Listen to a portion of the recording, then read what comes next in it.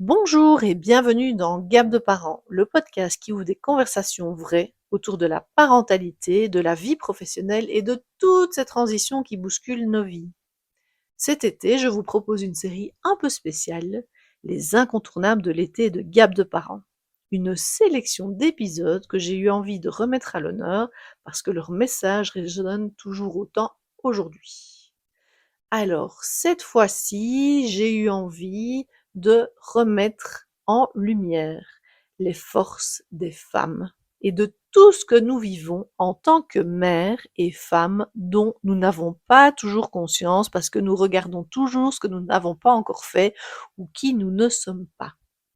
Et qui de mieux que France Vandenberg, cette magnifique femme et sage-femme incroyable qui soutient au quotidien les femmes et les mères et qui est également maman solo pour m'aider à vous faire prendre conscience que oui, mesdames, vous êtes incroyables. Que vous découvriez cet épisode pour la première fois ou que vous l'écoutiez à nouveau, j'espère en tout cas qu'il fera écho à ce que vous êtes en train de vivre en ce moment et qu'il vous aidera sur votre chemin de parents, peu importe finalement où vous en êtes. Je vous souhaite une très belle écoute et surtout, prenez bien soin de vous. On ne revit pas deux fois une journée de mère ou une journée avec son enfant. Et il y a une notion de temporalité qui est vraiment importante à comprendre et de bienveillance envers soi-même. Ça, c'est un truc, c'est un truc que j'ai appris avec le temps. Il faut être vraiment bienveillant envers soi-même.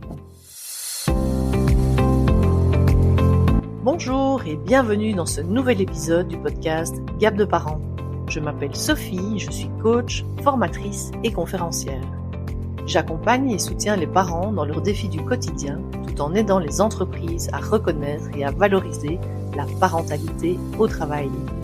Ici, un mercredi sur deux, nous explorons sans filtre, en solo ou en duo, les écarts entre les idéaux et la réalité parentale pour vous aider à comprendre, à naviguer dans notre vie de parents et à grandir à chaque étape de cette magnifique et ô combien challengeante aventure. Je vous embarque avec moi ? Bonjour à tous, bienvenue dans ce nouvel épisode en duo de Gap de parents. J'ai le plaisir aujourd'hui d'accueillir à mon micro France Vandenberg. France est une femme, maman et sage-femme incroyable que j'ai eu le plaisir de rencontrer lors d'une formation il y a déjà quelques années. Je pense que c'était en 2021, quelque chose comme ça, le temps passe.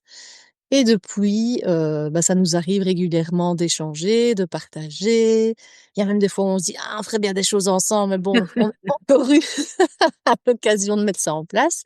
Bref, et donc on s'est dit que c'était super de pouvoir partager un moment pour que France nous partage également sur sa vie de maman. Merci France d'avoir accepté l'invitation.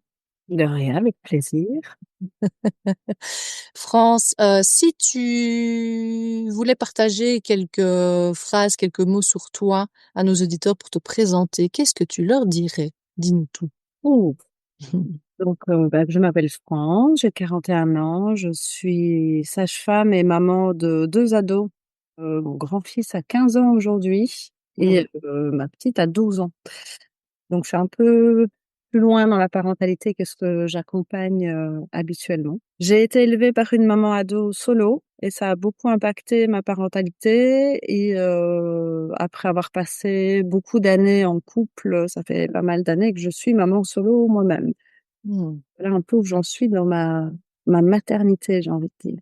OK. Donc on a déjà des beaux sujets à aborder, Ne aujourd'hui. tarde pas là.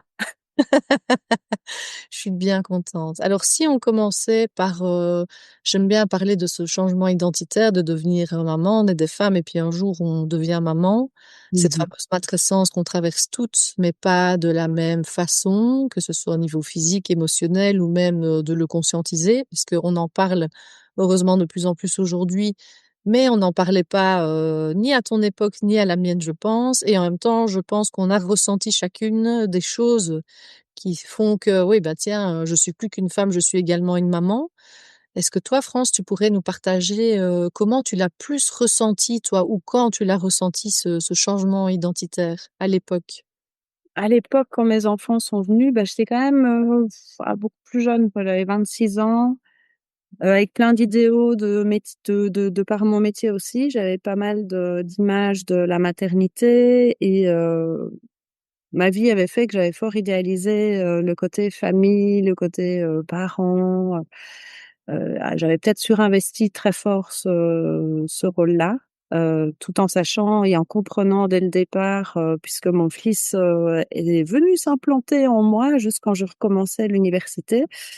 Et donc j'ai déjà commencé à comprendre que entre les plans et la réalité, il y allait avoir un gros écart. Beaucoup de choses qui allaient se mettre en place. D'ailleurs, j'ai pas continué ces études-là. J'ai pas terminé l'année parce que pour moi, c'était devenu prioritaire de prendre le temps d'être mère, d'aller explorer tout ça, de comprendre les implications que ça avait. Et puis, je pense que j'ai mieux compris quand ma deuxième est arrivée. Là, j'étais un peu plus dedans et je pense que c'est vraiment un changement et je m'étais accordé le fait d'être en pause pour moi parce que je devais me prendre ce temps pour explorer un petit peu tout ça. C'est clair. Et c'est clair que quand tu parles de ce fameux écart, ce fameux gap, et c'est pour ça que j'ai appelé ce podcast Gap de parents, parce que je pense qu'il y en a beaucoup. Et comme on en discutait en off juste avant, pour moi personnellement, le plus grand gap que j'ai ressenti et que je vois dans les personnes que j'accompagne, c'est vraiment cette transition avec le premier enfant, de se dire waouh, entre ce que j'avais imaginé et la réalité, c'est juste énorme. Toi, tu étais déjà sage-femme à l'époque quand tu as eu ton fils? Oui, oui, oui, j'étais déjà sage-femme et j'avais des idéaux de partir à l'étranger, de faire de l'humanitaire, mais leur papa était plus âgé que moi, il avait presque 10 ans de plus que moi et donc lui, il avait une forte envie de paternité. Donc voilà, moi je savais que j'avais envie d'enfants, j'avais envie d'enfants avec lui et donc finalement le timing s'est mis peut-être un peu plus tôt que ce que j'avais souhaité, mais j'avais envie de désirer mes enfants et de les concevoir en ayant envie d'être mère. Et donc voilà, c'était un peu plus tôt dans le planning, mais rien de tracassant pour moi. Mais oui, j'avais envie de faire plein d'autres choses avant de devenir mère parce que j'avais déjà cette impression que quand on devient mère, on doit se consacrer un certain temps à ce rôle-là et au réajustement que ça va amener dans la vie. Et donc, ouais, je pense que quelque part, j'ai parfois dû faire un peu des deuils de certains projets. Et je pense que la vie nous amène là où on doit être. C'est que ça devait pas se faire et parce que ça ne s'est pas fait par après non plus. Mmh. Clairement, clairement. Et en même temps, c'est fou, hein, ces injonctions, on se dit ce qu'on doit faire, et Ouais, cetera. ouais. Et puis ce temps effectivement qui est, finalement défini par chacun et chacune et chacun son expérience de savoir après, fatalement quand on a des enfants qui sont très dépendants de nous au début, mais après combien de temps est-ce qu'on veut que ce rôle de mère soit le rôle central de notre vie? Ça, c'est à chaque personne finalement de le déterminer en fonction, de son enfant, de ses besoins, de ses envies, de son travail, de toutes ces choses-là. Donc mais c'est clair qu'il y a beaucoup de choses et beaucoup de petits deuils à faire, comme tu le dis. Ça, c'est quelque chose que je travaille beaucoup en coaching avec les mamans que j'accompagne parce qu'il y a beaucoup d'idéalisation par rapport à tiens, j'aimerais bien redevenir la femme que j'étais avant, mais avec mon enfant et donc peut-être avoir tendance à avoir les vieux repères, mais qui sont impossibles à retrouver, ou les aspirations qu'on avait avant. Tu parlais de partir à l'étranger, etc. Mais une fois qu'on est mère, effectivement, on réalise que c'est plus trop possible. Et donc, c'est effectivement des petits deuils sur son chemin de maternité. Et j'aimerais bien insister aux personnes qui nous écoutent aussi de dire que c'est pas que vous, c'est chaque mère, chaque parent est amené à un moment donné à faire tous ces petits deuils qui sont différents d'une personne à l'autre en fonction de nos histoires, mais c'est important de le mentionner que oui, c'est ça aussi la maternité, la parentalité, c'est faire pas mal de petits deuils sur le chemin, clairement. C'est exactement ce qu'on vit et je pense que parfois, moi, je le vois beaucoup dans les couples, c'est quand même quelque chose qui est beaucoup plus féminin que du côté du coparent. Ça va vraiment beaucoup plus se faire du côté de la mère qui porte et qui met au monde l'enfant et ça, je pense que ni l'époque ni la société, ne nous a appris, à prendre ce temps-là, en tout cas pas chez nous en Belgique. Ok. De conscientiser, tu veux dire ça? Oui, conscientiser que ça va être, qu'il y a beaucoup d'injonctions, il va y avoir beaucoup de choses, en tant que femme. On a beau avoir je dis avant, on a de la théorie, après on a de la pratique. On a plein de principes, on a beau avoir plein d'idées, on va se retrouver, confronté à tous ces chamboulements. Mais comme tu disais, il y a du transgénérationnel, il y a je pense qu'il y a de l'éducation dedans. C'est vraiment propre à chaque personne, là où elles vont mettre leurs envies et tout ça à côté. Quand on est à deux, bah, il y a l'autre personne aussi, l'autre parent qui va venir et intervenir, mais qui va être quand même moins impacté dans sa vie que la mère, en soi. Mmh. C'est vraiment, voilà, je rejoins ce que tu dis, c'est pas mal de chamboulements de devenir mère, mais des chouettes choses aussi, heureusement. Tout à fait. Et toi, tu avais pas pris conscience de ça, d'accompagner justement déjà des parents, des femmes en amont toi-même d'être mère, de réaliser ce bouleversement? Mais comme tu dis, il y a la théorie et puis peut-être ta théorie entre guillemets d'accompagner les parents, mais pas d'être encore mère toi-même. Et puis après, le jour où toi, tu t'es retrouvée dans cette position de mère aussi, est-ce que tu penses que le fait d'avoir eu une certaine pratique, tu t'es moins pris un bus ou un mur que la plupart des mamans se prennent? Euh, Soyons bien alors, clairs. je voudrais rassurer tout le monde, si on se le prend le bus, hein. C'est peu importe qu'on soit professionnel ou pas, j'ai toujours quand on passe de l'autre côté, on est au même stade que tout le monde. D'ailleurs, pendant ma grossesse, je me souviens que pour Thomas, pour mon fils, je me disais toujours, allez, je suis pas sage-femme parce que j'avais pas envie que parfois mes craintes et mes peurs de sage-femme ou ma trop confiance théorique n'interfère dans ma maternité. Donc j'ai vraiment mis ça de côté. Mais ça me revenait lors de certains examens, des choses comme ça quand j'avais certaines peurs liées autour de la naissance et un petit peu après. Si, ça aide. Mais à l'époque, j'étais 100% hospitalière et Mmh j'avais mh. travaillé en maternité. Donc les gens restaient déjà plus longtemps. Ils restaient parfois 10 jours à l'hôpital. Il y avait quand même moyen de faire un lien avec les parents, mais je connaissais pas du tout le quotidien des gens à domicile comme je le connais maintenant, sur le long terme. Ma pratique, elle a évolué. Ça fait 17 ans. Ouais, on va dire tout ça. Ça fait 17 ans que je suis femme. Et donc, ma pratique, elle a vraiment, évolué en parallèle de ma vie de femme et de mère. Et ce que je dis aujourd'hui aux gens n'est pas du tout peut-être ce que j'aurais dit, il y a 15 ans, mais parce que je pense que comme notre maternité, notre parentalité, elle évolue et donc toutes les phrases qu'on entend quand on est, jeune parent, qu'on va être parent la première fois, auxquelles on prête pas attention, on y prête un peu plus attention avec le temps. Quand on dit que c'est temporaire, que ça passe vite, profiter et qu'on voit ses parents qui ont déjà peut-être des ados ou des enfants beaucoup plus vieux dire à des tout jeunes, mais profite alors qu'eux, ils sont crevés, qu'ils ont laissé jusque-là et qui sont justement dans ce chamboulement, énorme, ils l'entendent pas, mais c'est vrai, on se retrouve à dire, je dis toujours les phrases de vieux, «Profite, ça passe vite» et voilà, je vous dis aujourd'hui, ce matin, je pensais, à ce moment où j'ai mis au monde mon fils et c'était il y a 15 ans et oui, je me retrouve à avoir une espèce de nostalgie tout en appréciant, les moments qu'on vit maintenant dans l'adolescence, hein, mais Mmh. on revit pas 2 fois une journée de mère ou une journée avec son enfant et il y a une notion de temporalité, qui est vraiment importante à comprendre et de bienveillance envers soi-même. Ça, c'est un truc, ouais, c'est un truc que j'ai appris avec le temps. Faut être vraiment bienveillant envers soi-même, quoi. Mmh. Clairement. Et moi, j'aime pas trop cet adage, tu vois? Petits enfants, petits problèmes, grands enfants, grands problèmes. Parce que comme tu dis, quand tu es avec un nouveau-né ou un petit de quelques années en plein terrible two et cetera et les colères et les machins et que tu en peux plus, tu en as rien à fiche de savoir qu'avec tes ados, ça va être compliqué. C'est là, tu es au moment présent dans ton truc et c'est compliqué. Et oui, effectivement, ce sera d'autres «problématiques» entre guillemets à gérer. Toi, tu le sais via tes enfants. Moi, j'ai des beaux enfants, j'ai l'entourage, j'entends beaucoup et puis dans les personnes que j'accompagne. Et en même temps, voilà, c'est pas ça qu'on a besoin d'entendre, effectivement, à ce moment-là, parce que ça nous paraît tellement énorme ce qu'on vit à ce moment-là que, ouais, comme tu dis, c'est une question de temporalité et moi, j'ai envie de dire de contexte familial à ce Oui. moment-là. Et puis, voilà, il y a les enfants en tant que tels, il y a la famille, mais quelle sera la situation de couple plus tard avec des enfants plus grands? Quelle sera la situation au travail? Notre implication? Enfin, tout ça change tellement aussi.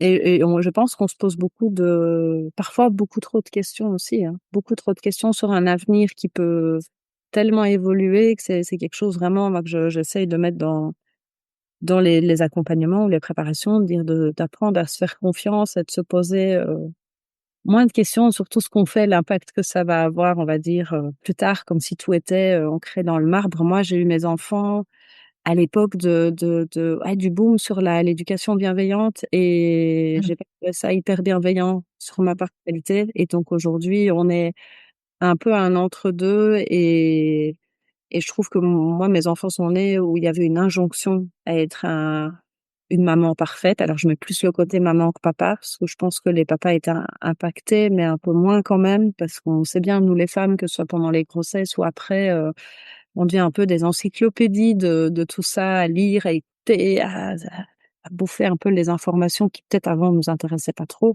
Et moi, j'ai pas ressenti, en tout cas à l'époque, cette pression aux parents parfaits qui évoluent. Aujourd'hui, tu vas plus la retrouver sur les réseaux. Les parents que je suis aujourd'hui, c'est beaucoup plus ce côté parent parfait, on le retrouve sur les réseaux et donc moi, je dois évoluer dans mon accompagnement parce que il Bien faut sûr. suivre tout ce qui se passe et tout ce qui va influencer un peu les parents. Sinon, on peut pas les comprendre. On peut pas comprendre les difficultés qu'ils vivent à chaque époque si on reste si j'étais restée dans mon contexte il y a 15 ans, je n'arriverai pas à comprendre ce que vivent les jeunes parents aujourd'hui.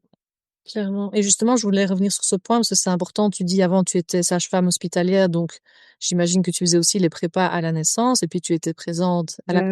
Est-ce Alors finalement ça, non, c'était non, vraiment. parce que dans l'hôpital où je bossais, en fait, tu pouvais rester dans un service aussi longtemps que tu voulais. Et donc moi, je voulais faire un peu de tout. Je voyais déjà beaucoup de diversité dans mon métier depuis les études. On nous apprenait que c'était beaucoup de diversité qu'on doit encore gagner et gratter aujourd'hui en Belgique. Donc Mmh. là, j'ai ma petite part, ma petite contribution en étant à l'union professionnelle, mon côté militant pour ma profession, mais en vrai pour les femmes et les parents, tout ça est lié, que j'arrive à mettre un peu ma petite graine, on va dire. Mais à l'époque, je travaillais qu'en maternité. J'ai pu passer en quartier de naissance et en grossesse à risque après la naissance de mon fils. Après la naissance de mon fils, après quelques mois, quand je suis revenue au boulot, j'ai dit voilà, j'avais envie de nouveaux challenges, nouveaux défis. Parce que bon voilà, pourquoi faire ça quand on peut faire compliqué? Et donc là, je suis passée, donc j'ai fait un peu de tout, mais les consultations et les prépas, c'était pas encore clairement, enfin les prépas n'étaient pas en place, vraiment dans l'hôpital et c'est, petit à petit dans ma pratique, je dirais moi en 2016-2015, j'ai commencé à faire des infos et des prépas et là mais c'était plus ciblé pour les personnes, d'origine étrangère parce que je faisais un travail en collaboration avec le GAMS, qui est une association qui s'occupe des femmes mutilées. Et puis j'ai commencé à collaborer alors avec un de nos gynécos qui venait à l'hôpital et qui travaillait beaucoup avec des personnes, entre autres d'origine africaine. Mmh. Et donc voilà, j'ai commencé à mettre un pied en dehors de l'hôpital comme ça, et puis je me suis tout doucement laissée embarquer par les retours précoces, par le changement dans le paysage de la maternité dans les hôpitaux, dans les soins. Et maintenant, maintenant je suis à mi-temps à l'hôpital, mais dans les bureaux. Et le reste, je fais ma profession en libéral. Et le libéral a vraiment l'hôpital m'a enrichi ma profession en libéral parce que ça me permet de comprendre tout ce qu'on fait à l'hôpital, mes collègues et ce que les parents vont vivre, etc. Et en même temps, le libéral a enrichi énormément ma profession parce que tu deviens, enfin moi, je trouve que je suis devenue encore plus humble en étant libérale parce qu'on va chez les gens, on est au Mmh. cœur de l'intimité, on est dans leur vraie vie, on prend le temps, on crée des liens, ce qu'on n'a pas du tout quand si t'es en cabinet ou à l'hôpital, c'est beaucoup plus éphémère. Bien sûr. Et puis c'est dans mon voisinage, donc les gens que j'accompagne, je peux très bien les recroiser après à d'autres occasions et donc voilà, ou le dimanche matin en allant au magasin, je le fais pas toujours. Et donc c'est ça que j'apprécie dans ma pratique libérale, c'est la proximité et le fait d'habiter dans la même région et de comprendre la problématique parce que je suis plus dans la campagne d'être parent en campagne, plutôt différent que d'être parent en ville, en fait. Mmh. Oui, tu es vraiment au cœur de l'intimité de la famille et de la construction de cette famille et ça me tient à cœur de rappeler parce que toutes les femmes, toutes les familles n'en ont pas conscience qu'on a droit effectivement à, la présence d'une sage-femme, pas juste dans les 15 jours de retour de la maternité, mais bien plus longtemps après Oui. ça, et que c'est On a important. droit jusqu'au 1 an, on va dire, quand c'est couvert par les mutuelles.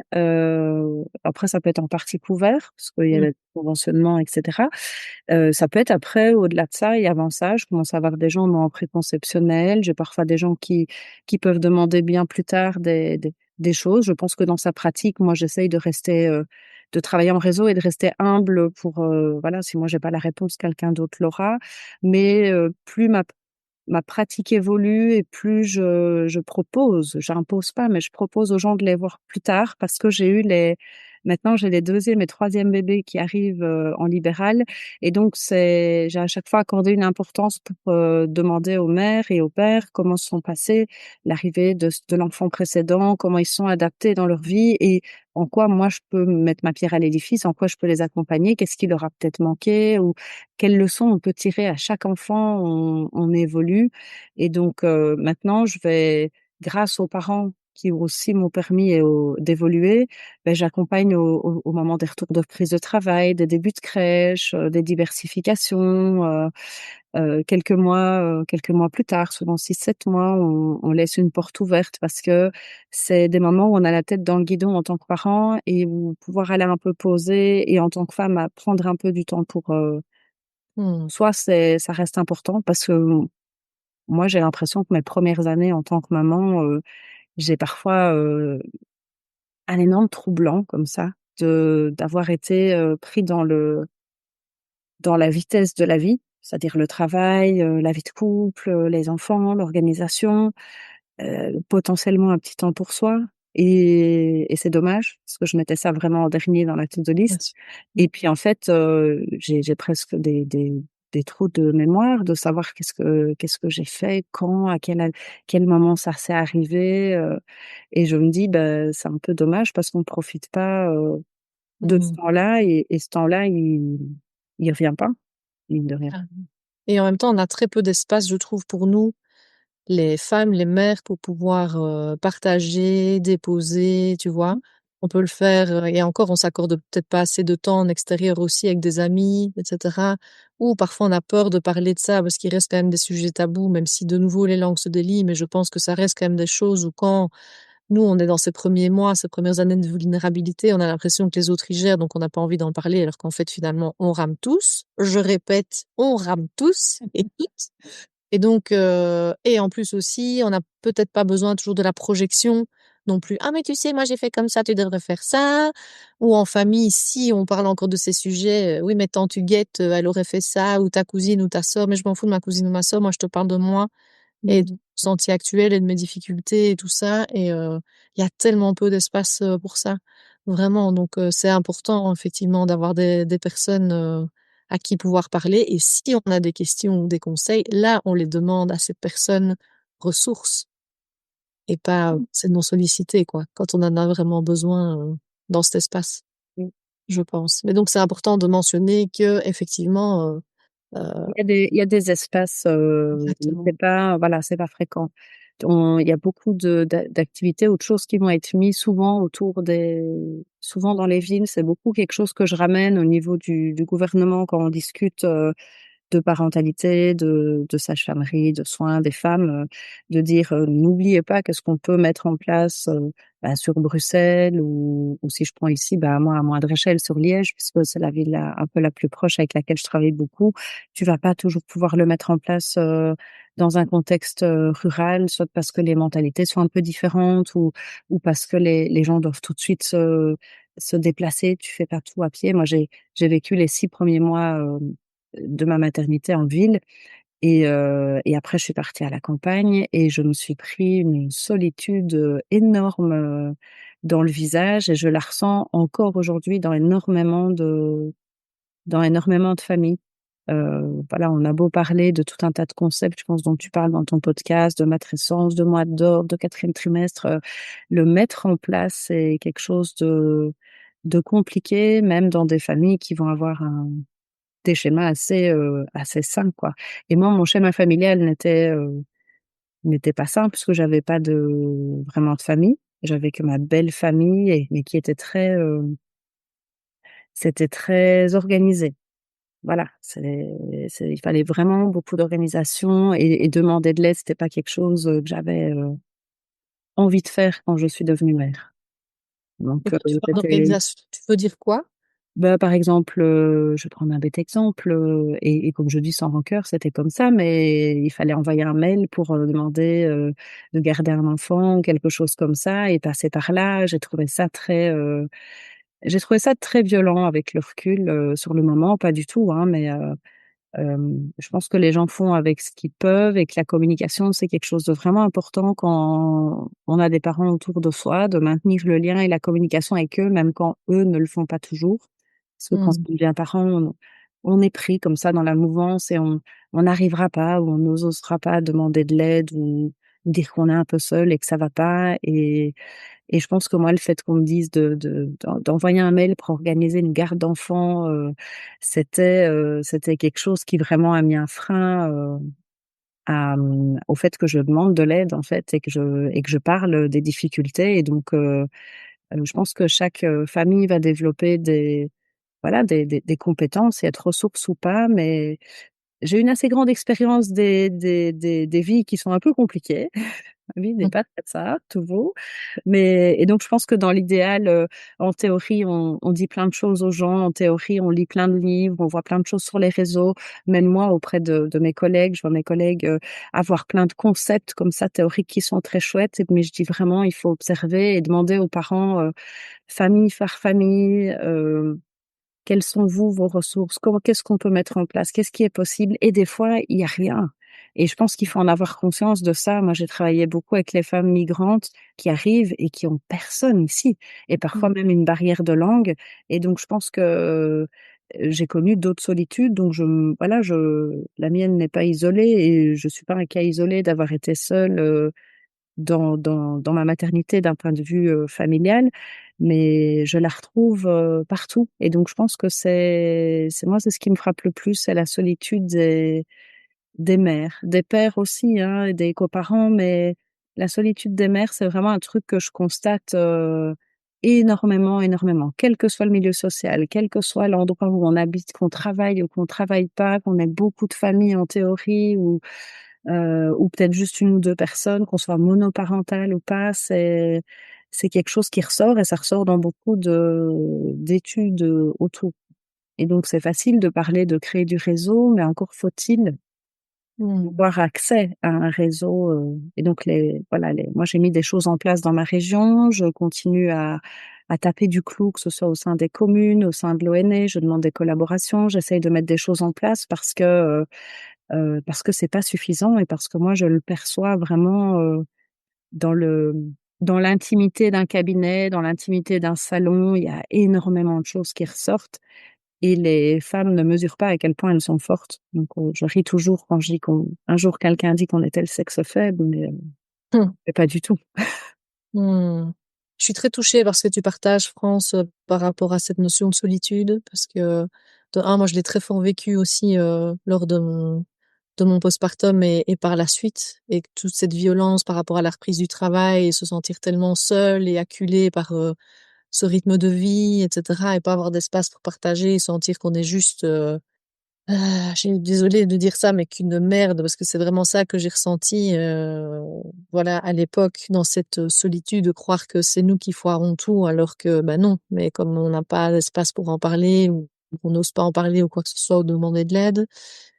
Et je le vois aussi aujourd'hui auprès des femmes que j'accompagne énormément. Et comme tu le dis si bien, peu importe ce que tu parlais au départ, dans les villages et tout ça, et finalement que ce soit rural, urbain, comme tu dis, peu importe le niveau, migrant, pas migrant, etc., cette solitude, mais qu'est-ce qu'elle est là, clairement, et ça me touche beaucoup parce qu'on parle beaucoup de cet adage, il faut un village pour élever un enfant, et c'est tellement vrai. Et Mmh. qu'est-ce qu'on n'est pas là-dedans en 2025, quoi. Et ça me fend le cœur vraiment qu'on soit encore là-dedans aujourd'hui. J'ai l'impression, en fait, que plus on avance, alors qu'on a toute la technologie avec nous pour être, entre guillemets, avec les personnes, et j'ai l'impression qu'en fait, on se désolidarise tellement de plus en plus, tu vois. Et à côté de ça, il y a des mouvements de sororité. Je pense qu'on parle plus de choses autour de la maternité, etc. Tu vois, tout ce qui est Bliss, etc. Ce spectacle-là qui tourne, que je me réjouis d'aller voir la semaine prochaine, par exemple. ou des groupes de femmes, des choses comme ça, et en même temps, elle est bien là, cette solitude, et qu'est-ce qu'elle est pesante, quoi. Ouais. Et Vraiment. puis je pense qu'il faut faire, voilà, moi j'essaye d'être attentive aussi parce que je vois des femmes se perdre dans parfois des conseils pas toujours appropriés ou adaptés, par des promesses de trucs miraculeux. Je pense que la maternité, la parentalité, c'est ni un truc tout positif, ni un truc tout négatif. On est un peu dans une, depuis le hashtag mon postpartum, on a beaucoup libéré la parole sur le vécu du postpartum, des femmes, etc. Comme tu dis, il y a encore beaucoup de choses à mettre en place dans le monde du travail aussi. Je pense que la sororité, moi, il m'a fallu du temps pour y toucher. Et pourtant, je suis une femme dans un métier de femme qui s'occupe des femmes. Et donc, j'avais cette illusion de j'arriverais à créer ou je trouverais cette sororité au sein de mon métier ou de ma profession. Et je l'ai trouvé avec le temps, mais pas du tout au début, parce que tu as un espèce de challenge aussi. Si je te prends en exemple, les sages-femmes, on disait toujours, quand toi t'arrives en travail, t'as intérêt à être bien au travail, quoi. C'est pas un faux travail parce que t'es sage-femme, donc tu sais, tu vois. Et c'est des petites choses comme ça, mais il y avait voilà, il y a une pression quand même qui se mettait, et je pense pas que parce qu'on est des femmes, on soit pour autant bienveillantes les unes envers les autres. Je vois énormément de choses dures parce que parfois, de génération en génération, une femme a vécu quelque chose de dur, ou elle a été seule, ou elle a dû s'en sortir seule, et donc l'autre, eh ben, l'autre devra essayer aussi, et tu verras, tu vas y arriver. Et je me dis qu'il y a peut-être des choses qui sont en train un peu de bouger dans l'espace de la sororité, de la féminité, de la parentalité, mais je garde quand même en arrière-plan que c'est pas parce qu'on est femme entre nous qu'on est bienveillante, quoi. Il y a parfois beaucoup de malveillance euh, consciente ou inconsciente, mais ouais, ouais, moi j'ai entendu beaucoup de choses, et même au sein de mon travail, justement, au Mmh sein du mh. travail, c'était on a lutté pour les écartements prophylactiques, tu vois, dans certains métiers. Donc nous, on était écartés. Quand tu étais enceinte, bah, c'était à risque après pour tes grossesses, donc tu devais arrêter de travailler. Et donc, et on avait des remarques parce que si on partait trop tôt ou si on partait trop tard, ou même moi j'ai travaillé jusqu'à terme à mon époque. Mais oui, mais depuis on a fait des révolutions, on a gagné des droits, et je trouve que tu as l'impression que des fois il faut constamment répéter ça, que ce sont des droits qu'on a gagnés à la sueur du sang et des larmes de beaucoup de femmes et de beaucoup de personnes, pas que des femmes d'ailleurs, et que tout ça, pour moi, est encore précaire. Et on voit dans le contexte géopolitique aujourd'hui, on voit bien que le droit des femmes, des parents, des choses comme ça, c'est très, très instable. Ouais, Chez nous en Belgique, et il faut vraiment protéger ça. Donc merci toutes les associations qui luttent pour qu'on garde certains droits au travail, un droit quand on a des enfants malades, qu'on ait des gardes, des choses comme ça, mais on est encore loin du compte. bien sûr, et ce ne sont pas des acquis, on va devoir continuer à se battre aussi pour qu'ils restent, hein, parce que pour raison budgétaire, on va toujours couper évidemment, dans soi-disant ce qui ne rapporte pas, alors que de nouveau, on est sur l'humain, sur la base vraiment du plus important. Et quelque chose aussi, moi, que j'ai conscientisé récemment, c'est que effectivement, entre femmes, comme tu dis, c'est aussi très transgénérationnel de se dire, là où les générations précédentes ont vraiment eu beaucoup de difficultés, c'est pourquoi est-ce que maintenant ce serait plus simple, et pourquoi est-ce que vous ne souffririez pas autant que nous? Tu vois, il y a beaucoup de ça dans les faits. J'ai lu un bouquin par rapport au rapport à la mère. Bon, j'ai pas envie de rentrer en détail là-dedans, mais on disait, il y a beaucoup cet effet miroir où là où moi j'ai échoué, où ça a été difficile pour moi, pourquoi est-ce que ce serait simple pour toi? Ce n'est pas possible, tu vois? On est censé transmettre cette souffrance et cette difficulté, et ça, c'est pas OK, justement. On devrait pouvoir Non, c'est pas OK, mais en même temps, on en a parfois, certaines personnes en ont très peu conscience. J'avais très, très peur de devenir mère parce que justement, il y avait plein de choses que je voulais pas reproduire et faire mieux, et cetera. Si aujourd'hui, puisque ma mère est décédée maintenant, mais si aujourd'hui, là maintenant, j'avais ma mère devant moi, je vivrais sûrement encore des difficultés avec elle, ça c'est clair, faut pas idéaliser les gens quand ils sont décédés, mais je pense que j'aimerais avoir une discussion franche avec elle pour lui dire qu'il y a beaucoup de choses que je pardonnerais parce que je comprends à quel point ça devait être difficile. Que j'ai envie de dire ma chance, c'est que je suis devenue maman solo. Ma chance parce que je vois la difficulté que c'est. Je suis devenue maman solo quand mes enfants étaient plus âgée, c'était en 2018, donc ça fait 7 ans maintenant que je suis maman solo.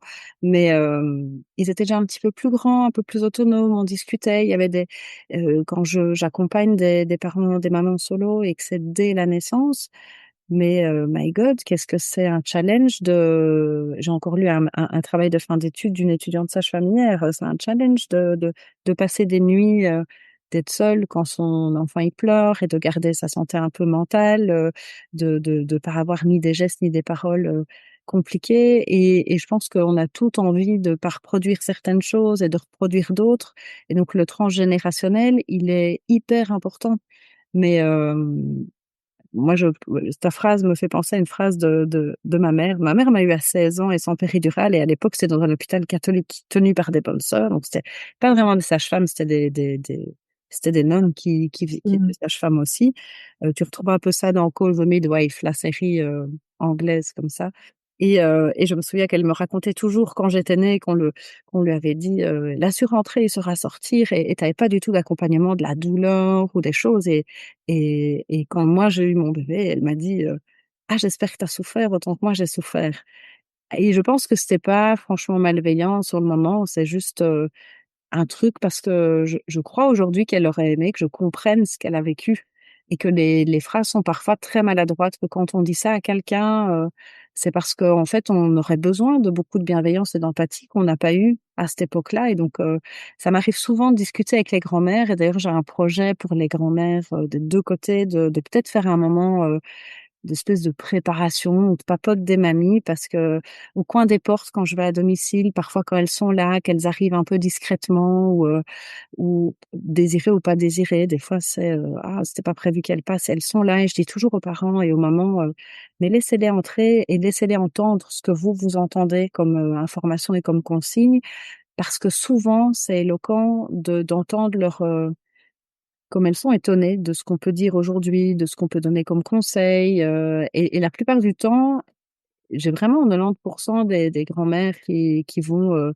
«Ah mais moi on m'a pas dit tout ça. Ah mais qu'est-ce que c'est bien qu'on accompagne. Ah mais» et aujourd'hui, je pense que les parents s'imaginent qu'avant c'était plus facile et cetera et en fait non, elles poignaient dedans, elles le faisaient, mais parce qu'on n'avait pas le choix et que c'était comme ça et que j'ai beaucoup de grand-mères qui me disent: «Mais aujourd'hui, qu'est-ce que les mamans se prennent la tête?» mais pas dans le sens négatif. Elles me disent: «Mais les pauvres, elles sont à gérer beaucoup plus de choses que nous, à devoir se réfléchir sur beaucoup plus de choses, et pour elles, alors qu'elles avaient des difficultés, leur vie était un peu plus simple et elles conscientisent pas toujours à quel point les mamans d'aujourd'hui» et quand je dis aujourd'hui, c'est dans la dizaine d'années là, autour Mmh. comment parfois on idéalise les générations d'avant en disant: «Mais comment tu as fait?»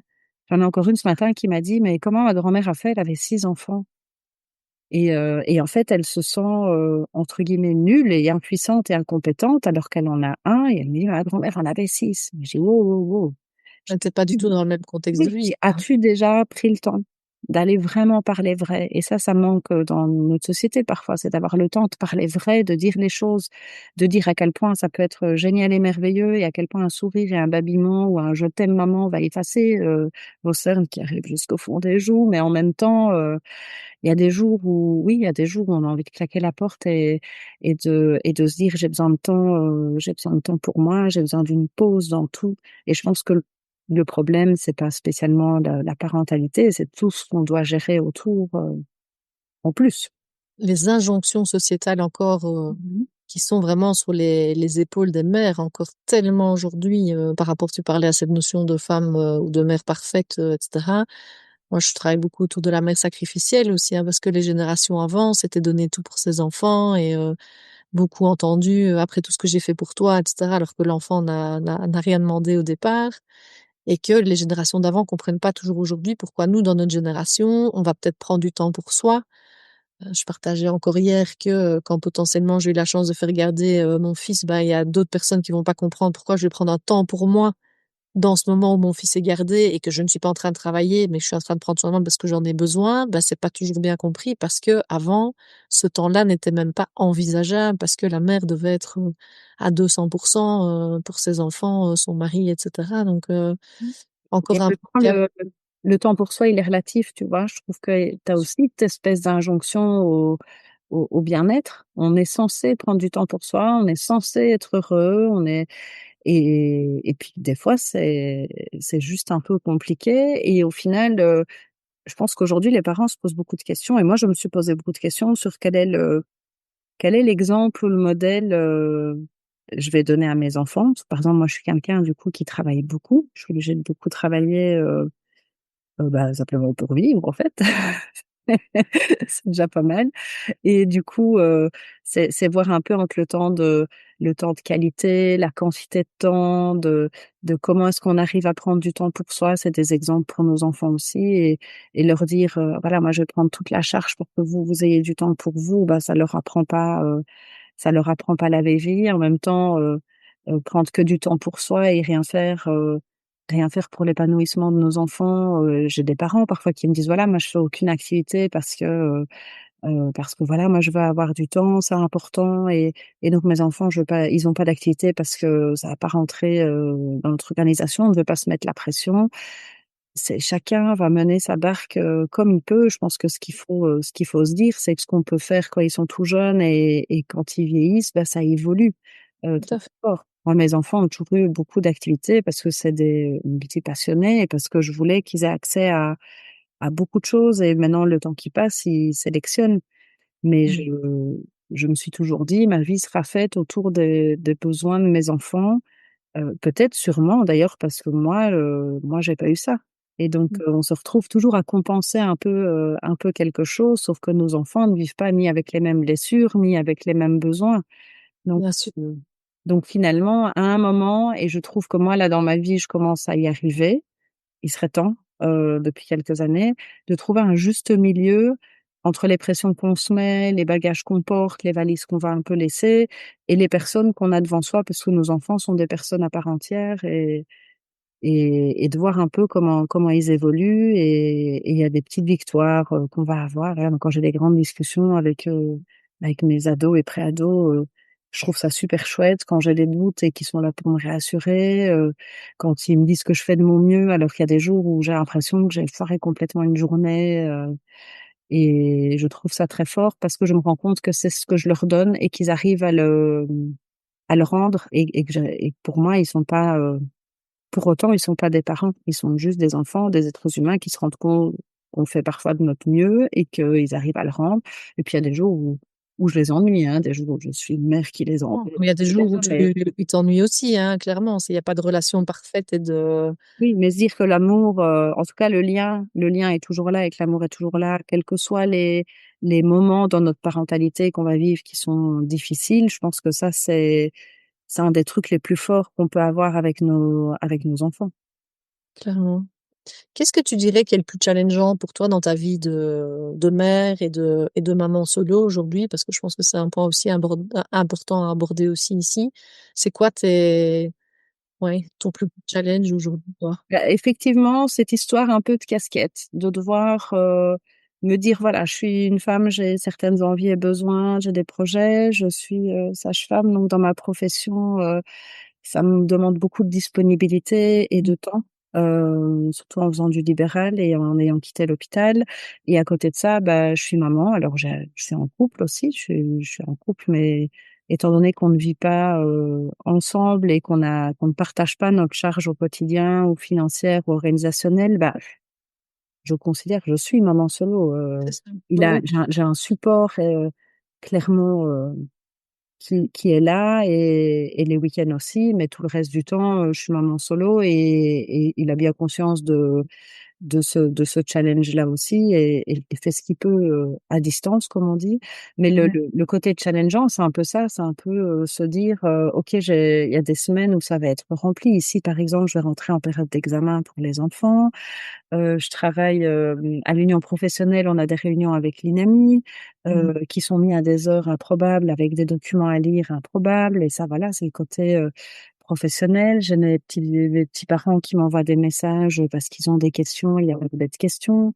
Et, euh, et de temps en temps, voilà, mes enfants de me dire, OK, on va s'organiser. Donc moi, en tant que maman solo, je suis extrêmement organisée. C'est assez. Alors du coup, depuis que je suis maman solo, tout le monde me le pardonne. Avant, c'était presque vu comme un défaut et maintenant, on parle, oui, mais comme tu es toute seule, faut être organisée. Yes! J'ai gagné un peu ça. Donc oui, je suis organisée et de pas être déstabilisée au moindre, d'apprendre à rester stable, même quand il y a des grains de sable qui arrivent, quoi. Ça, moi, c'est un truc, mes enfants qui vont changer d'activité, ça va un peu me remettre en question, ça va me challenger de, OK, du pourquoi, du comment, et puis qu'est-ce qu'ils vont faire après, et puis comment on s'organise, et Ça veut dire quoi être stable, du coup, pour toi? C'est quoi ta définition de la stabilité dans ces moments-là? ah Ah! ah ah ça, c'est des grandes questions parfois que je n'ai pas le temps de me poser. C'est pour ça qu'on va prendre le temps ici de se la poser. Bah, je pense que pour moi, être stable, savoir mes repères, en tout cas dans, voilà, j'ai ma maison, j'ai mon chez moi, j'ai, heu quand même une certaine routine qui est quand même là. J'ai des personnes, ressources qui sont un peu les mêmes comme ça autour de moi et puis, ça c'est mon noyau de base, quoi, mes enfants, mon travail et puis, la maison et après, si j'arrive à aller refaire des choses en plus parce que je pense toujours à tout un tas de personnes autour de moi que j'ai moins l'occasion de voir Mmh. ou qu'on a moins l'occasion de s'appeler parce que parfois, bah, elles se challengent aussi de leur côté ou qu'on n'a pas, cette notion de temps, hein, qui est toujours là, Mmh. et de d'avoir une petite pensée, donc c'est m'accorder en fait, ouais, la stabilité, je pense que c'est m'accorder, dans mon quotidien, la journée est terminée, j'ai fait ce que j'avais à faire, j'ai dit aux gens, auxquels je pensais et que j'aimais, que je pensais à eux et que je les aimais et en même temps, des fois, ça va juste, tiens, on a eu le temps d'aller, marcher juste 20 minutes, sur la journée parce qu'on a eu besoin de souffler ou d'avoir une conversation en dehors de la routine de manger, de faire les devoirs, de devoir Mmh. répondre à un dernier mail, de faire la compta, que je fais et donc moi, là, ma stabilité, c'est un peu c'est tout mon quotidien, moi, ma stabilité. J'ai besoin de mon noyau, j'ai besoin de mes personnes ressources et aujourd'hui, je me dis, bah, que ce soit dans le travail ou la vie privée, je fonctionne avec les gens qui ont envie de fonctionner avec moi et Mmh. je n'ai ni l'énergie ni le temps d'aller, d'être sollicitée ou de solliciter des gens, qui n'en ont pas envie, et que ce soit dans les 2 cas, dans la vie privée ou la vie professionnelle, quoi. Les gens qui n'ont pas envie, bah, ils n'ont pas envie, j'ai envie de dire tant pis. Mmh. On croise plein de belles personnes dans notre vie, des fois c'est temporaire, des fois ça dure toute une vie, mais crois que je n'ai plus, j'ai vraiment plus la force pour me essayer de maintenir des liens qui n'ont peut-être pas lieu d'être, même qu'ils soient familiaux, qu'ils soient amicaux, qu'ils soient professionnels, les seuls qui sont importants pour moi et qui seront indéfectibles a priori, c'est avec mes enfants. Même mon compagnon, il sait bien que notre lien, on ne sait pas ce qu'il va devenir. Là, on doit beaucoup plus le travailler. Mais, mais mes enfants, c'est d'un côté une stabilité et une base. C'est ça, des fondations. Mmh. Ouais, c'est beau et je pense qu'avec le temps qui passe aussi et toutes ces activités, nos enfants, le travail, potentiellement d'autres projets et cetera, on a quand même pas beaucoup de temps à côté et donc bah, ce temps-là, moi je te partage ma vision personnelle, c'est que j'ai envie de partager ce temps avec des personnes qui me font du bien, qui m'énergisent, qui me motivent, qui, sont là quand ça va pas non plus. Tu vois? Des temps de qualité et en plus quand j'entends et je suis d'accord avec ça, qu'on est la somme des personnes qu'on fréquente le plus et c'est tellement vrai. Quand tu as des personnes qui te tirent tout le temps, qui te drainent ton énergie, machin, tu restes dans un mood, complètement négatif, ça va pas. Tandis que quand tu ressors, tu vois, juste une demi-heure d'un café, d'un échange et tout ça avec des personnes où après tu te sens tellement bien, même si la vie reste compliquée pour tout le monde et ça, c'est clair, c'est compliqué, hein, pour moi, la Mmh. vie, c'est apprendre à danser sous la pluie et pas attendre spécialement les éclaircies parce que quand elles sont là, tant mieux, profitons-en, mais il y a beaucoup de pluie et c'est OK et dans tous ces moments-là, avoir ces personnes ressources comme ça sur qui, voilà, on peut aller échanger, partager, et cetera et être aussi pas dans des petites conversations: «Ça va? Oui, comme le temps, machin», je m'en fous de ça. Moi, j'ai envie de parler vrai avec les gens, tu vois? Dans ce peu de temps qu'on a à disposition et je pense qu'avec le temps, Tu vois, tu as une espèce d'entonnoir dans tes relations comme ça et comme tu dis, tu as des nouvelles relations qui arrivent, qui repartent et tout ça potentiellement. Des relations peut-être qu'on avait avec des gens d'il y a 20 ans qu'il y a plus aujourd'hui, il y a rien eu de spécial et c'est OK, tu vois? Voilà.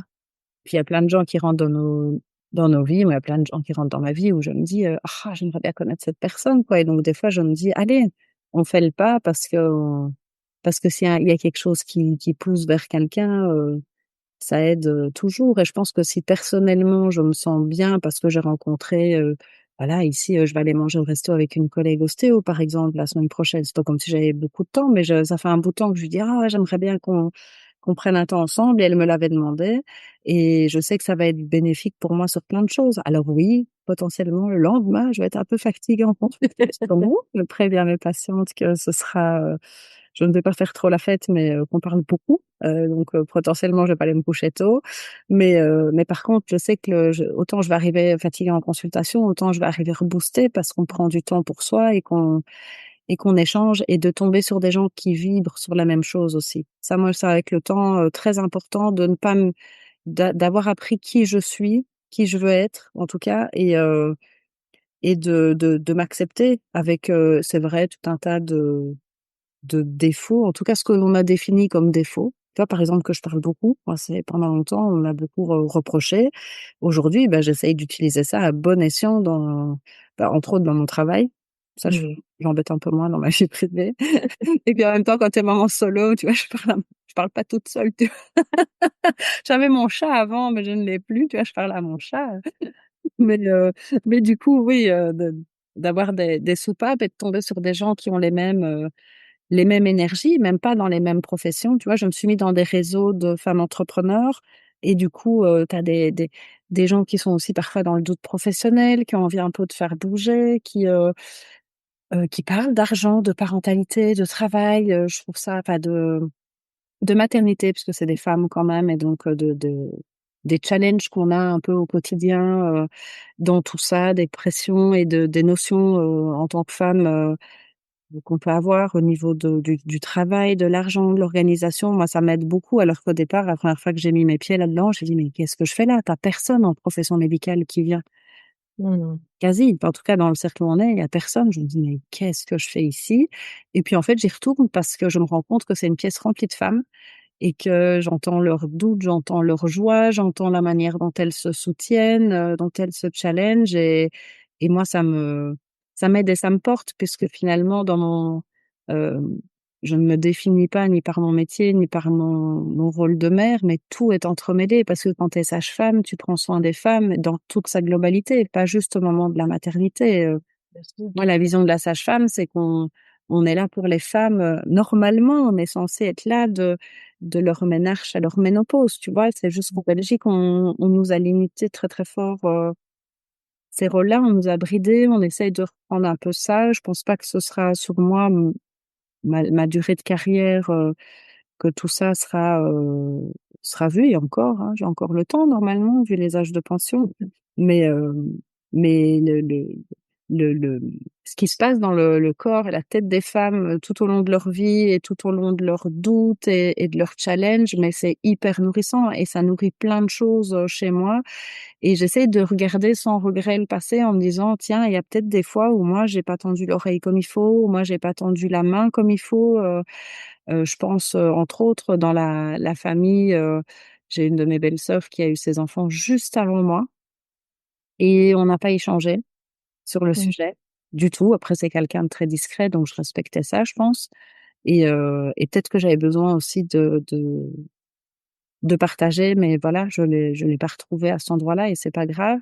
Mais quand mes autres belles-sœurs sont devenues mères, bah, je me suis dit, elles ont été discrètes avec moi, elles veulent peut-être que je sois discrète et je voulais pas prendre trop de place, tu vois? Être la belle-sœur qui est sage-femme et qui prend de la place et qui sait donc j'ai mis beaucoup de distance et on a pu parler vrai, je pense pour moi plusieurs années après, j'ai pas mesuré l'impact que j'avais sur leur vie du tout. Quand elles me l'ont dit d'ailleurs, j'étais très, très, très, émue et puis en même temps, d'échanger, comment les gens te perçoivent, ça c'est aussi intéressant parce que moi j'avais toujours l'impression que je galérais, que j'étais noyée, que vraiment je survivais parfois en tant que mère parce qu'à l'époque je faisais les pauses à l'hôpital, donc tu fais les nuits etc. Et donc, tu es complètement décalé avec les autres personnes. Mmh. Euh, et puis après, des années après, elles m'ont dit, ah non, non, mais nous, on te regardait de telle façon, c'est admiratif. Je n'avais rien à admirer. Moi, j'étais juste en train de survivre et de galérer. Non, Et, mais ces retours, ils font du bien aussi de voir la vision des oui. autres. Ça nourrit. Et souvent, c'est ce que je dis maintenant aux mères beaucoup, et je le dis aux coparents, et je le dis aux entourages, et dites-leur à quel point elles sont formidables parce qu'elles le verront pas. Elles Oui. le verront pas à ce moment-là.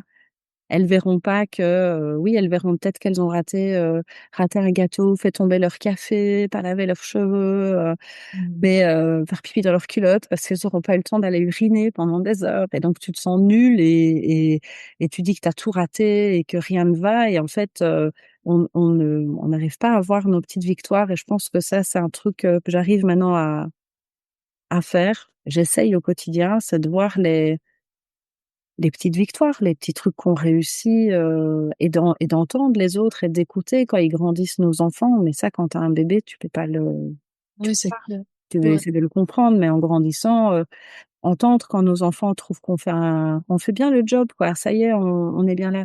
Ils s'en foutent des fois, il y a des jours où tu as été chercher un paquet de soupe et que tu as réchauffé parce que t'as pas eu le temps, parce que tout le monde, c'était compliqué. Par contre, on s'est peut-être assis et après avoir réchauffé ce paquet de soupe, on a pris le temps de le manger ensemble et de parler. Et en fait, c'est Rigoler, ça on a qui est passé un cool. bon moment, quoi. Ou Mmh. d'aller rigoler et danser dans la salle de bain pendant la douche. Ça, c'était chouette. Et là où on se met la pression, là où moi je me suis mis la pression, j'aimerais retourner des fois et me dire, «Vas-y, tu fais bien tu fais bien le job, t'as pas besoin de faire, et tes repas tout seul et ta lessive et les linges lavables et les» je me suis mis la pression et les potagers, les trucs. Non, non, mais Bien j'étais sûr, comment se fond, le. à fond on fait super gaffe à tout ce qu'il y a sur nous Mmh. et du coup, j'en rigole avec les parents aujourd'hui en disant: «Ben, n'oubliez pas que vous faites Et ce bien». qui est ça qui est super, c'est que ça enrichit tes messages aujourd'hui auprès des parents, parce que retourner dans ces moments-là que tu as vécu, on ne sait pas le faire. En même temps, ça te permet certainement d'enrichir autrement tes moments avec tes enfants aujourd'hui et d'enrichir aussi tes accompagnements avec ce que tu partages aujourd'hui, aux parents, avec ton expérience aussi. Et puis parce que tout au long, j'ai continué à me former, j'ai continué à écouter, on parle beaucoup de la santé mentale des mères depuis quelques années. Notre dernier congrès, notre sage-femme, c'était sur le trauma. Euh, Mmh. et donc, d'entendre d'autres professionnels qui ont parfois les parents plus tard, de parler avec des parents d'école, voilà, comme dit Florence Foresti, on se fait des amis après le parent d'école. Je remercie d'ailleurs les super potes parents d'école, Ouais. qui fait avec le temps, parce que c'est une petite survie quand même, c'est une bonne petite parenthèse, l'école. Euh, je pense d'avoir continué à m'intéresser à tout ça, tout se nourrit et puis on essaye voilà, j'ai pas la parole divine en tant que sage-femme et je pense que c'est ça qu'il faut rester humble, que ce soit dans sa profession ou dans son boulot de parent, parce que c'est un peu comme un travail, un parent, tu dois tout le temps aussi programmer des trucs, voir si Mmh. réajustement, faire des petites réunions de mise à jour en famille, et je pense que voilà, voir où on va, quel est un peu le plan. Moi, c'est un peu comme ça que je mène un peu ma vie. C'est OK, c'est quoi le plan des 6 prochains mois? Alors, je sais que ça fait très organisé, mais c'est ma stabilité, c'est un peu ça. C'est de voir un peu les choses venir, mais je sais que je suis capable d'affronter l'instabilité, d'affronter les choses des choses très, très dures dans la vie. J'en ai déjà affronté plein, je me suis relevée, j'ai avancé et donc je pense qu'il faut pas oublier qu'on a tous en nous des petites victoires, des petits challenges qu'on a réussi et que, bien évidemment, que ça nous déstabilise. On a peut-être l'impression qu'on va pas y arriver, qu'on va peut-être, moi, je pleurais beaucoup en voiture, tu vois, par exemple. Ça, c'est un truc qui m'aidait. Je voulais pas ramener ça à la maison. Mais par contre, nous n'oublions pas qu'on est capable d'avancer et on peut trouver. Et je pense qu'on n'est pas capable de ça si on est seul. Il faut trouver les petites lumières comme ça dans notre obscurité. Il faut les trouver et les suivre. Et peut-être qu'un jour, nous, on sera la lumière pour quelqu'un d'autre. Non, c'est beau ce que tu dis. Et en même temps, c'est en traversant toutes ces difficultés aussi qu'on voit ces lumières ou ces choses, moi, que j'appelle ressources, que ce soit internes chez nous, de savoir nos forces, mais aussi ces personnes, si on en a, qu'elles soient entourage professionnel ou autre, c'est important vraiment, et de voir ce qu'on peut retirer. Alors pas toujours tout de suite, effectivement, par rapport à nos difficultés, mais par la suite, voir ce que ça nous a appris, apporté, permis de créer ou quoi que ce soit. Ce serait quoi, toi, ton plus grand doute en tant que mère que tu aurais eu? que j'aurais eu. Pas que tu as eu, parce que je mets pas un conditionnel, je vais mettre un passé, pardon.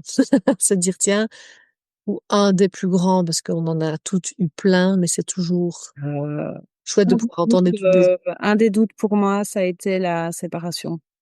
Ok. Si allez, pour livrer un peu, j'ai dit que ça n'allait plus dans mon couple à l'époque. Et puis, il y a eu des événements qui ont fait on avait dit qu'on continuait et qu'on avançait. Et puis, ma mère est décédée. Euh, et quand ma mère est décédée, la réaction du papa de mes enfants a été assez brutale. Et il m'a dit une semaine après, non, ça peut plus durer, ça s'arrête, quoi. Et donc, j'ai vraiment pris tout dans la tronche. Et à ce moment-là, j'ai une partie de moi qui était tellement, je pense, faible, enfin, en tout cas, affaiblie, hein, affaiblie dans ce sens-là, qui a dit OK. Et ce OK, je pense pas que j'aurais pu le dire, pense pas que j'aurais pu le dire en temps normal parce que je m'accrochais à cette image de la famille, je m'accrochais à cette image du couple, du papa, puisque moi j'ai grandi sans père et je pense que du coup ça m'a vraiment laissé. T'as beau avoir conscience de ces blessures, de ces pressions et j'avais déjà fait des thérapies ou des choses comme ça dessus, hein, mais t'as beau avoir conscience, t'as une partie qui s'accroche à cette espèce d'image comme ça de la famille et donc le plus gros doute c'était quel est le prix à payer pour apporter ça à moi, à mes enfants, peu importe. Et je pense que j'ai été dans le doute comme ça pendant un certain temps, même après la séparation, je savais que c'était la chose à faire, mais de me dire regarde, voilà, je me disais tout le temps, regarde où on en est, regarde où on redémarre, parce que j'ai vraiment redémarré de rien du tout, donc c'était un peu compliqué. Et et on mélange à ça aussi un deuil maternel qui a bien Bien été sûr. un peu Ah oui. remué. Là, ça a été moi des plus gros doutes. Est-ce que je fais bien? Est-ce que ça va aller? Est-ce qu'ils vont s'en sortir? Est-ce que mes enfants sont pas traumatisés à vie? C'est vraiment, je pense, en tant que mère, je me suis vraiment posé la question de l'impact que ça aurait ou pas. Pas le fait d'être toute seule, c'est que notre famille comme ça s'arrêtait. Alors moi, voilà, ça a été après. Maintenant, absolument aucun regret après, plus aucun doute sur le fait que c'était la bonne chose et la bonne histoire au bon moment qui devait s'arrêter. Mais ouais, ça a été, je pense que ça, c'était mes plus grosses difficultés, de me dire, Qu'est-ce qui t'a permis justement de passer au-delà de cette période de doute et d'avancer dans un sens et dans un mood, je veux dire, positif et d'être bien et aligné avec ses choix? alors directement et indirectement ma mère, parce qu'avec son décès, ça m'a fait réfléchir à beaucoup de choses et de me dire: «OK, on va peut-être partir dans un challenge monoparental». Alors du coup, au départ, je me suis un peu challengée, tu vois? Je me suis un peu mis, «Alors on va essayer de faire mieux» et en fait non, on fait pas mieux, on fait ce qu'on peut, on est bien d'accord? Clairement. Hem et puis mon métier. Alors parce que bien évidemment, pour ne pas faire les choses simples, quand ma mère est décédée et qu'une semaine après mon couple s'est arrêté, bah, j'ai dû changer de boulot parce que moi j'étais toute seule et donc faire les pauses à l'hôpital, c'est impossible quand tu es tout seul, tu ne vois pas tes enfants. Donc j'ai dû dealer comme ça quelques mois, avoir mes enfants quand j'avais, congé ou j'avais du temps. Mais quand tu pars la nuit ou que tu pars à 4h30 du matin, c'est un peu compliqué. Et donc j'ai dû changer de travail. J'ai dû me poser, de me dire qu'est-ce qui est important, pour moi? Il y avait mes enfants, c'est clair. Une certaine stabilité, financière, parce que j'avais du libéral, mais ça commençait à se développer, pas du tout comme maintenant, je déborde maintenant je déborde, quoi. Et donc je me suis dit: «Mais en fait, moi, je peux tout arrêter», mais je l'ai dit à mes enfants, ils étaient tout petits, hein. Je dis: Je peux tout sacrifier, tout arrêter, tout recommencer à zéro, mais je peux pas ne plus être sage-femme». Heu, Parce que je cherchais un travail plus de bureau et je dis: «Ça, je peux pas. Je peux pas aussi, avoir ça qui s'en va, ça va être, ça va être de trop pour moi». Et donc je pense que j'ai un peu tout mis en place pour pouvoir, continuer à trouver, à aller chercher finalement mon métier sans être en salle de naissance, sans être au bloc d'accouchement. Je pense que c'était pas toujours compréhensible, peut-être pour certaines personnes, que ce soit des collègues ou pas. Mais moi, j'ai continué à essayer de développer un peu mon activité, à accompagner. Et maintenant, je me rends compte que j'ai tout.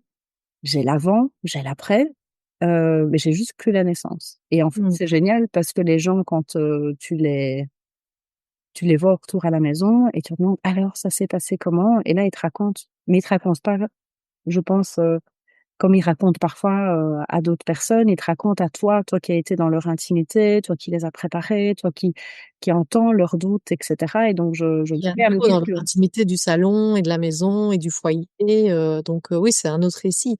C'est un et récit plus authentique, je veux dire sans filtre et je avec m'en fiche aujourd'hui de pas être là pour la naissance. ouais. C'est la naissance, ma foi, personne n'est indispensable à part la mère.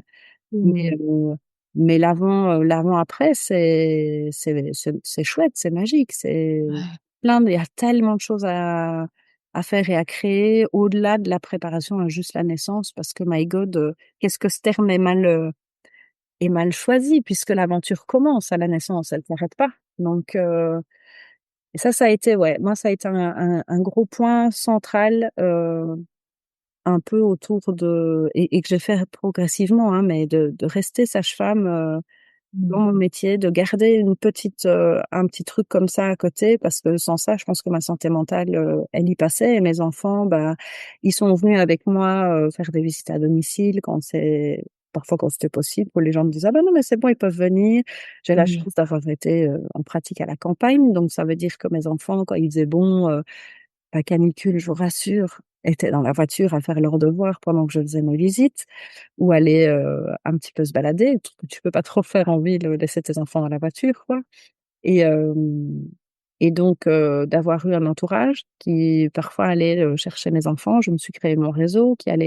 qui allait chercher mes enfants parce que voilà, il fallait, que j'aille, chez telle ou telle famille ou que j'aille travailler.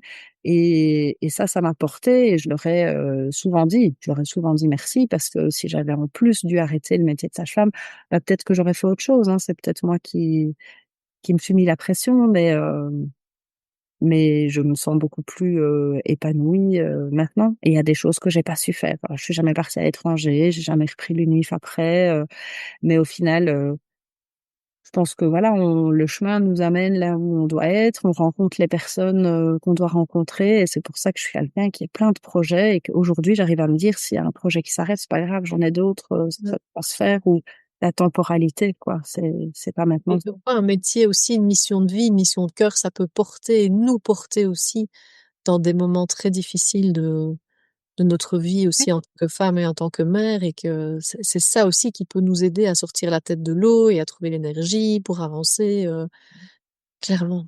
J'ai certaines, allez, mon zing, je vais dire, voilà, je vais quand même lui faire une petite dédicace en parlant d'elle. J'ai une, patiente qui est devenue une très, très, très, très, très bonne amie.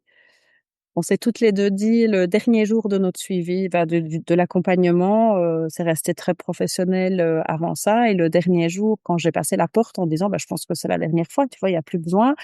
Et c'est elle. Moi, jamais je me serais permis, parce que mon éthique et ma déontologie, je pense, parfois me mettaient, dans certaines limites. Elle a dit: «Je peux pas, on peut pas se quitter comme ça, on peut pas arrêter de se voir». Enfin, et je me souviendrai toujours que j'avais la main comme ça sur la porte et qu'elle m'a dit ça, et je dis: «Bah ouais, moi aussi je ressens un peu ça, mais Heu, il y a plein de gens avec qui j'accroche bien, et ils s'accrochent parce qu'ils sont aussi dans une vulnérabilité, donc il faut pas profiter de ça non plus, je dis toujours: «Je suis pas là pour me faire des amis, c'est pas le Mmh. but», je me vois plus comme une Mary Poppins, tu vois? Qui est là quand il y a des moments, et puis après on n'est pas loin, mais on s'éloigne, on s'en va, et puis les gens vous revoient me recroisent en me disant encore parfois un petit merci, ou: «Tiens, c'était chouette ce moment-là». Mmh. Ou, voilà, ça c'était la sage-femme, souvent c'est en campagne comme ça, avec ma petite voix, Ouais, c'est ça. on me dit.